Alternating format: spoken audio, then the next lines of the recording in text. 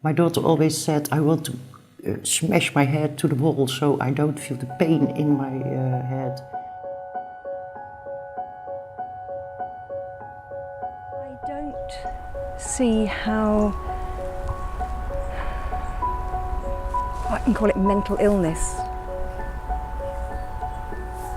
can become a criteria for an assisted death. Look at the situation in the Netherlands and ask yourselves whether this is the situation you want to be in 20 years from now.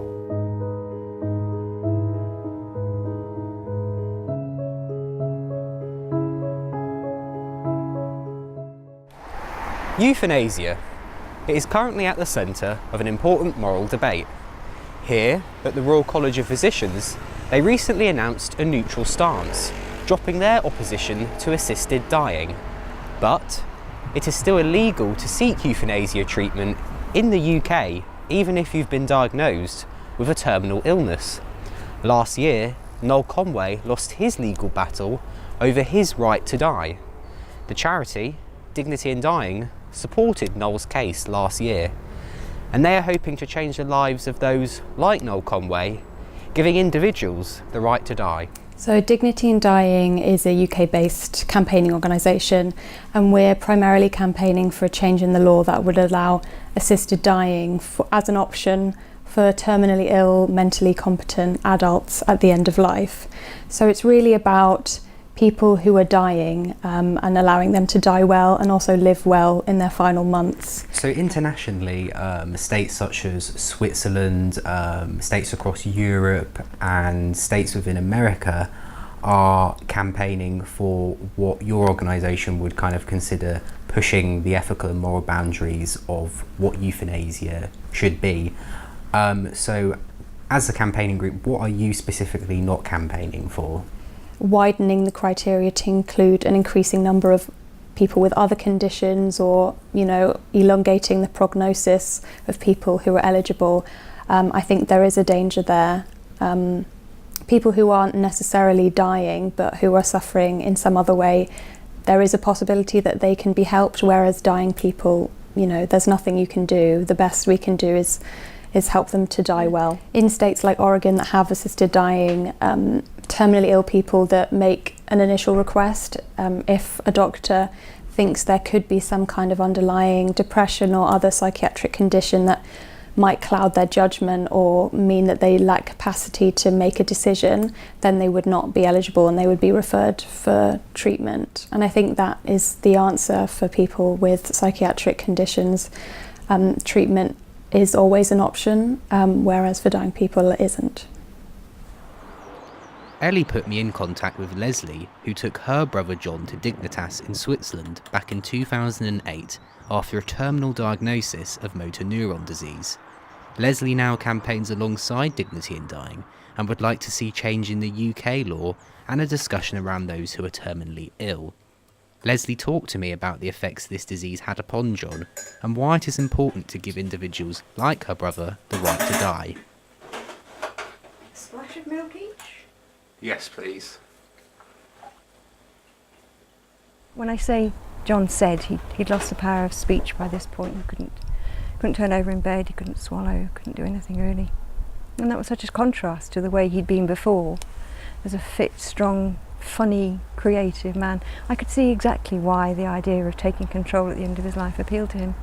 I don't see how, I can call it mental illness, can become a criteria for an assisted death, because it's not a terminal illness, it's not going to end your life, and that's the crucial point for me. I think it's really important that we do have a carefully defined set of rules around this legislation. Loose definitions and loose laws don't get made, and when they are made, then like the Dangerous Dogs Act, things are found that ways around them, there are problems. It's much safer. This is all about safeguards at the end of life, and so if we can have 4 simple rules: terminal illness, mental competence, adult, and suffering intolerably, I think that's a safe place to start from. I'd like to think that John, having been just the 7th British person to go to Switzerland, had an impact on the way the law changes in the future. I'd like to think that every time I tell his story, one person, if it is only one person, just fine, one person changes their mind and thinks maybe this isn't such a bad idea after all. I'd like John to be remembered as the fit, funny, strong, creative man he was before he got motor neurone disease. Not as that wasted shell. He lost so much weight and so much vitality through this wretched illness.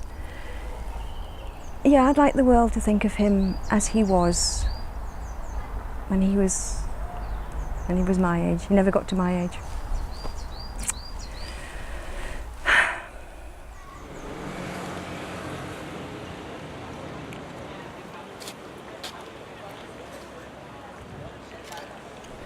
Having spoken to Dignity in Dying and Leslie, the clear consensus seems to only be extending euthanasia treatment to those suffering from terminal illness. They argue that clear definitions under UK law will avoid what critics have called a slippery slope to death on demand. I'm here in the Netherlands, where the law is more liberal. Recent statistics show a drastic increase in the number of young people suffering from mental health illnesses seeking euthanasia treatment. And I'm here to find out whether this really is a nightmare scenario that critics suggest it is. One of the most outspoken critics is Professor Theo Boer of the Theological Protestant University based in Amsterdam. I travelled to Theo's hometown of Houten. As a prominent ethics professor, he sat on the board and was involved with the landmark 2002 bill which legalised euthanasia for the Netherlands. Although initially a supporter of this bill, he has since expressed doubts concerning the future direction the debate is going in. Euthanasia in the Netherlands is kind of what the tulips and the wooden shoes are. Namely, it is so very much our thing. Don't touch it, don't be critical about it. And that's what I am critical about, because euthanasia continues to be something very complicated, and it also may create a situation that we did not anticipate. I am now really in the position that I think, is it wise to legalize euthanasia at all? And the reason is that I think legalizing the killing of people, even if it is at their request, may set in motion a normalization of the self-organized death that we did not anticipate, but that may be a consequence of any law. So I would say to any other country that considers legalizing, look at the situation in the Netherlands and ask yourselves whether this is the situation you want to be in 20 years from now. Jeanette is co-founder of the Dutch Foundation for Psychiatry. Her daughter Monique wanted euthanasia but was denied it. Monique committed suicide. Because we both had lost a child who asked for euthanasia, but got as answer no. That was in 2008, and at that time it was impossible to get euthanasia as psychiatric patient, especially when you were as young as our children. My daughter was 27 and Karin, her son, was 26. And then we met each other and we said, why did our children have to die in this terrible way? Why couldn't they get help to die? And that's why we started the foundation. I think somebody who is mentally ill suffers as much as somebody who is physically ill. Even worse, it can be more suffering. My daughter always said, I want to smash my head to the wall so I don't feel the pain in my head. She was automutileren, do you know what I mean? Cutting herself, and then she said, then I don't feel the pain in my head. So it's very, very serious, the pain when you are mentally ill. And when you don't get euthanasia, in my opinion, then they kill themselves because they are desperate. They can't live like this. First you say, no, you can live, we can try this, we can try that, we can... But when you see that nothing helped, and she's getting sicker and sicker, then you say, yes, I understand that you want to die. She had some illnesses. There were no medicine for the illness of Monique.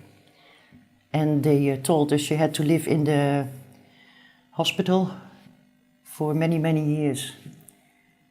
And then she said, no, that's, I can't do that. That's no life, because she was, very ill, and she was a clever girl, and she couldn't accept that kind of life.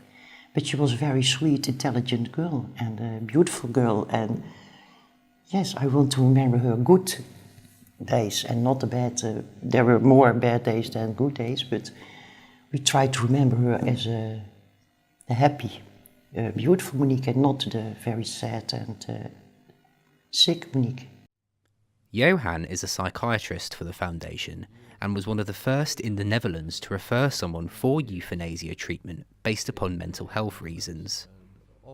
Often there's spoken about a slippery slope in the Netherlands regarding euthanasia, assisted suicide. But we have now the tradition of many decades, and since the law is accepted in 2001, we have about nearly 20 years experience how to go on and how to deal and how to interpret the law, the euthanasia law. 20 years about experience in review committees, a little number of cases who are reported to justice who are not prosecuted. So other countries, and especially for you in the UK, can learn about the 2 decades of functioning and working of this law. You must make a difference from patients who have an impulsive wish to have euthanasia or assisted suicide, in comparing with patients who suffer many years. But despite these reassurances, critics still worry about the potential for a slippery slope. We can state without any doubt that there is a slippery slope, although the term is not very popular. But there is a slippery slope in terms of the soaring numbers from 2,000 in 2002 to almost 7,000 in 2017. These fears may be justified, considering what's being debated in the country at the moment. One thing that illustrates the existence of more and more developments into a direction of liberal euthanasia is that we now have a very forceful movement in favor of what we call completed life. Our former Minister of Health, back in 2016, but that was before changing government, announced that there would be a law, completed life law, enabling any citizen over 70 years old to have euthanasia, or assisted suicide in this case, based on the fact that his life is lonely, completed, alienated, detached. Anyone over 70. And that is for me an indication that something is going wrong in this country. Critics like Professor Theo Boer are fearful about the current direction the euthanasia debate is going in within the Netherlands. But for people like Jeanette's daughter, Monique, the opportunity to have euthanasia treatment may be the only answer. Here at Westminster, the law still stands that it is currently illegal to have euthanasia treatment, even if you have a terminal illness. Whether reform to the UK law will come about in the future, or whether this country will follow a model similar to that of Oregon or the Netherlands, remains to be seen. But for now, and for many individuals across the world, the opportunity to have euthanasia treatment legally remains impossible.